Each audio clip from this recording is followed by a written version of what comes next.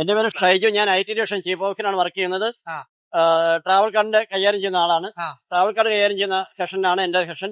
ആ. അതുപോലെ ഈ ട്രാവൽ കാർഡ് എന്ന് ഉദ്ദേശിക്കുന്ന യാത്രക്കാർക്ക് പെട്ടെന്ന് സുഗമമായി യാത്ര ചെയ്യേണ്ടതാണ്. ആ. കൂടാതെ തന്നെ യാത്രക്കാർക്ക് പെട്ടെന്ന് ഈ ചില്ലറയുടെ പ്രശ്നം വരുന്നുണ്ട്. വരുന്നുണ്ട്. അതെങ്ങനെ ഒഴിവാക്കാൻ വേണ്ടിയാണ് നമ്മൾ പെട്ടെന്ന് ഇറക്കിയ ഒരു സംരംഭമാണ് KSRTC ഇറക്കിയ സംരംഭമാണ് ഈ ട്രാവൽ കാർഡ്.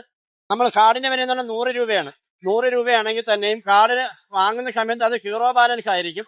അത് നമ്മൾ 50 രൂപ മുതൽ 3000 വരെ റീചാർജ് ചെയ്ത് ഉപയോഗിക്കുന്നതാണ്.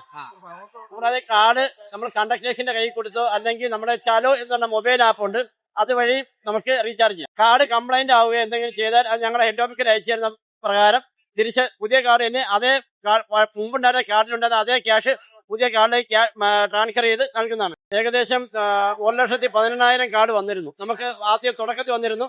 അതെല്ലാം കംപ്ലീറ്റ് കഴിഞ്ഞു. എല്ലാ യൂണിറ്റുകളിലും കൊടുത്തു കഴിഞ്ഞു. ഏകദേശം 5 തിരുവനന്തപുരം ഉൾപ്പെടെയുള്ള 5 ജില്ലകളിലാണ് ആദ്യം നടപ്പിലാക്കിയത് ഈ കാർഡ്. ചാലയുടെ കാർഡ് നടപ്പിലാക്കിയത്.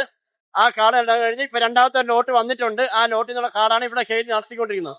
മാക്സിമം നമുക്ക് 3000 രൂപ വരെ റീചാർജ് ചെയ്യാൻ പറ്റും. 1000 രൂപയ്ക്കാണെങ്കിൽ 40 രൂപ 1040 ആയിട്ട് വരും. 2000 രൂപയ്ക്കാണെങ്കിൽ 2100 ആയിട്ട് വരും.